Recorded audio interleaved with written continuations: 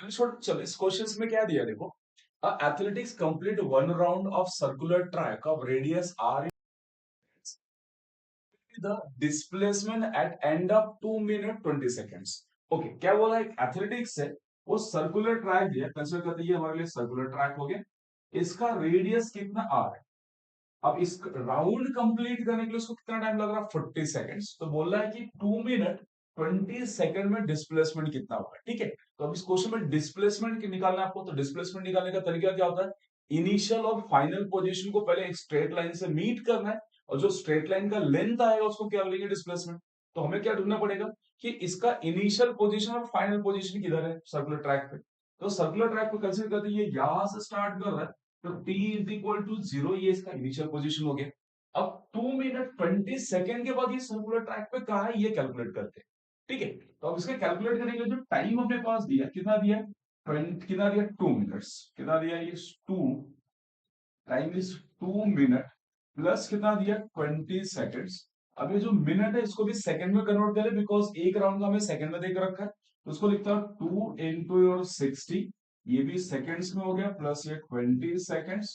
तो अपने पास कितना आ रहा, 120 सेकेंड्स प्लस 20 सेकेंड्स। ठीक है, टोटल कितना आ रहा, 140। टोटल ऐड नहीं करता हूं। चलो अब ध्यान से देखो, अब एक राउंड कंप्लीट करने के लिए कितना टाइम लग रहा है, तो 40 सेकेंड्स। तो देखो, अगर उसने यहां से स्टार्ट किया तो 40 सेकेंड में ये वापस यहाँ पे आ जाएगा। ठीक है, एक राउंड कंप्लीट करेगा कितने, 40 सेकेंड्स। चलो अब स्टार्ट करते हैं यहां से एक राउंड कंप्लीट किया, कितना लगा, 40 सेकेंड। फिर से वापस यहाँ पे कितना वापस आया, कितना होगा, 80 सेकेंड। अगेन राउंड मारा तो फिर से 40, मतलब कितना होगा, 120 सेकेंड। तो 120 सेकेंड तो ये यहीं पे आ गया। अब बचा कितना आपका, 20 सेकेंड और बचा हुआ।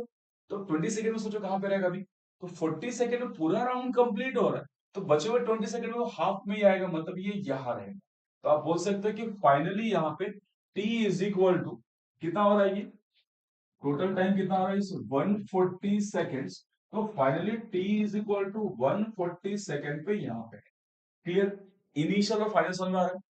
टोटल कितना लग रहा है उसको, 40 सेकेंड में एक राउंड कंप्लीट कर रहा है, तो 120 पे 3 राउंड हो जाएगा। 3 राउंड होने के बाद मतलब ये वापस यहीं पे आ गए, 40, फिर से 40 मतलब 80, अगेन 40 मतलब कितना होगा, 120। 40 ऐड कर दो तो 120 में यहाँ पहुंच गए। अब बचा हुआ कितना उसके पास, 20 सेकेंड और बचा हुआ है। तो 40 में राउंड कंप्लीट हो रहा है, तो 80 में क्या होगा, सॉरी 40 में राउंड कंप्लीट हो रहा है, तो 20 सेकेंड में हाफ राउंड कंप्लीट होगा। इसका मतलब ये यहाँ पहुंच गया। तो फाइनली ये क्या करेगा, 3 राउंड मार के 3.5 राउंड कंप्लीट करेगा फाइनली यहाँ। अब मुझे निकालना क्या है, डिस्प्लेसमेंट निकालना है। डिस्प्लेसमेंट का रूल क्या था, इनिशियल एंड फाइनल पोजीशन को मीट करो, ये फाइनल पोजीशन और इनिशियल, इसको स्ट्रेट लाइन से मीट करो, और ये आएगा आपका डिस्प्लेसमेंट। तो डिस्प्लेसमेंट अगर मुझे चाहिए तो यहां से देखो, इस लाइन का लेंथ और ये लेंथ क्या है, ये है डायमीटर बन रहा है, तो आप बोल सकते हो डिस्प्लेसमेंट कितना आएगा, 2 टाइम्स ऑफ रेडियस। चलो आ रहे समझ, तो डिस्प्लेसमेंट कितना आएगा, 2 times of radius, answer is B. Question में सिर्फ क्या क्या उन्होंने वर्डिंग में कंफ्यूज किया, क्वेश्चन है सिंपल। तो जब भी आपको की पॉइंट याद रखना, इस क्वेश्चन के लिए की पॉइंट क्या है, जब भी आपको डिस्प्लेसमेंट बोल रहा है तो हमेशा इनिशियल और फाइनल पोजीशन पूछो, या इनिशियल और फाइनल पोजीशन आप ढूंढ लो, उन दोनों को स्ट्रेट लाइन से मीट करो, जो लेंथ आएगा डिस्प्लेसमेंट। तो आपको जब भी आपको डिस्प्लेसमेंट बोला गया, हमेशा इनिशियल और फाइनल पोजीशन में फोकस करो।